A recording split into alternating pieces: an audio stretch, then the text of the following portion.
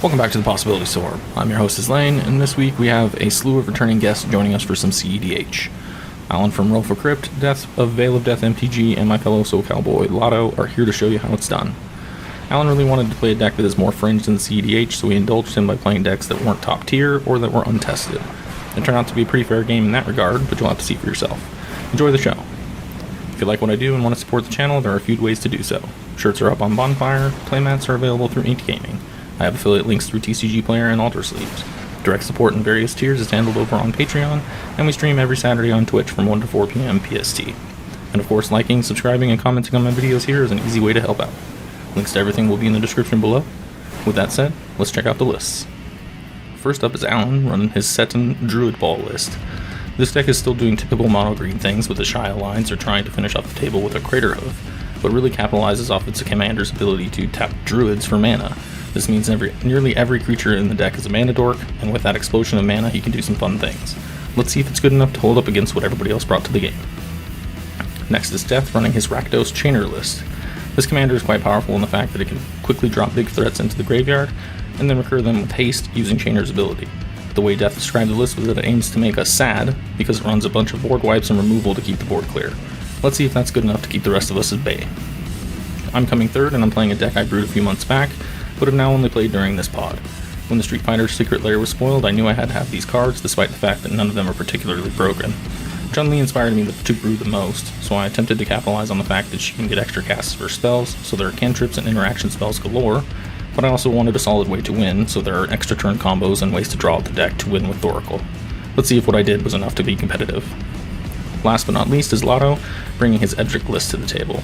We all know that Edric has a DB entry, but Lotto assured us that this is not a tier 1 version of the list, and also that Edric isn't the powerhouse he once was. I'd agree with him on these points. Edric wants to get on the field with plenty of cheap and evasive creatures to get in for combat damage and draw cards. Edric also discourages opponents from attacking him because you won't draw cards if you do. Then he aims to dig for extra turns to continue piling on the damage to get the win. Let's see if he can get there this time. So there you have it. Who will be crowned the victor? Let's find out. Alright, I'll go ahead and draw. Cool, I got my second land. We're good. A forest. A J-Lo. Sweet. Correct J-Lo for a Seton, for an Elvish Mystic, and I will have to pass there. Hey, check this out. There's a mountain. Here's like Richard Garfield intended Magic to be played. I'm gonna play a Dragon's Rage Channeler. Then I'll pass the turn because there are no 0 rocks in here. I'm gonna draw this card.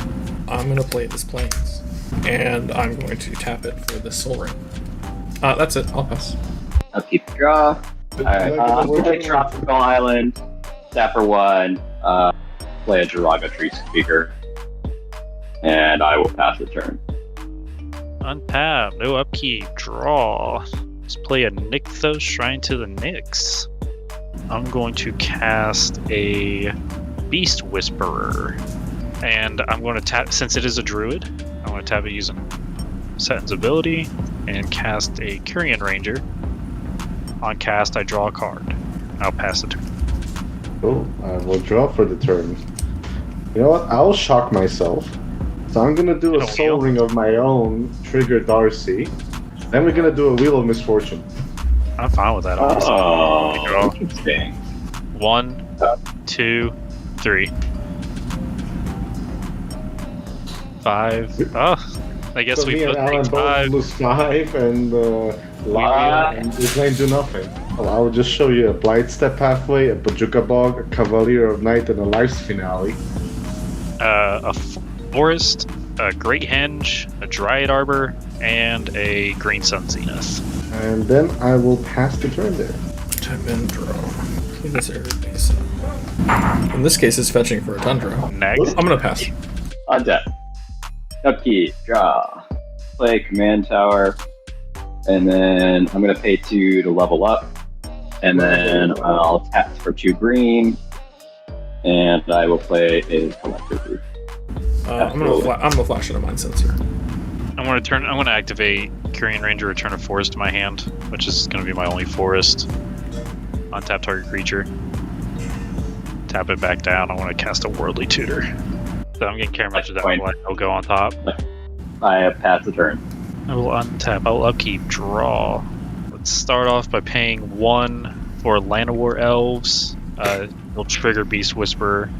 I'm going to tap it as a druid. Generate 1 green. Cast the Allosaurus Shepherd. Yep. Trigger Beast Whisperer. Tap 2 to tap this down. So I'll have 9 green. 3 of it, I'll go down to 6 green. I'll cast Eternal Witness, which will trigger Beast Whisper wherever it's hiding, and I'll draw. ETB, I'm going to return. Should be Green Sun Zenith, I think. I want to use all 6 and cast a Green Sun Zenith. Oh wait, I want to 7. X equals 6. Yeah, it is the top 4. Oh well, that shuffles back in anyway. Yeah, I felt fine. Yeah, I'll have to pass turn there. 1, 2, 3, 4, 5, 6, 7 cards in hand. Thank you, Beast Whisperer. Untap, upkeep, draw for my turn. I will do a fun attempt because of the Aven Mind Sensor. I will cast an Entomb, trigger Darcy. I'll put this useless artifact into my graveyard called a Skull Clamp, which makes Darcy delirious as well. Yes. And the 1. And Oh no, World Gorger's and coming the 3, out. and the 4. I'm gonna dump. And here's the funny thing. I have many things to dump from the 4. But I'm gonna dump a card that is literally me. I'm gonna dump myself into the graveyard because that's how people know this card. You're and this trash. is me. So I'm just gonna dump Offer of Shadows, aka me, into the graveyard because I'm forced to attack. Hit Alan for free in the face.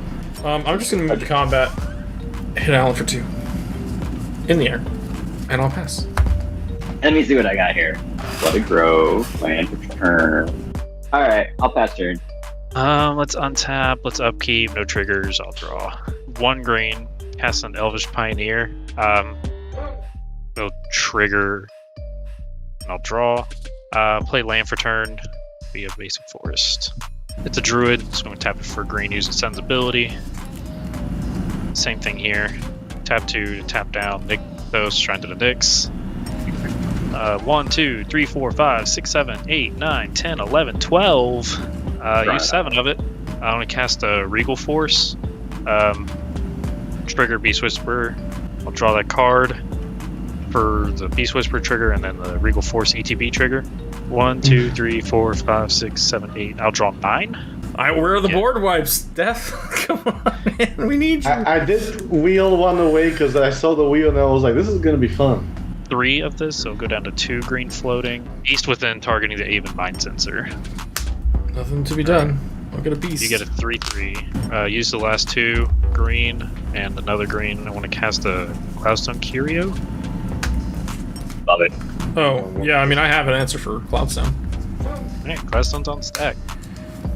Make you an offer you can't refuse. Autumn's Veil. Yeah, draw your entire deck and then pass the turn. So I want to generate a loop. I want to cast a Draga Tree Speaker. Draw from the Beast Whisperer. And bounce one of the others. Yeah. Elvish Mystic, so I'll just generate net even on mana.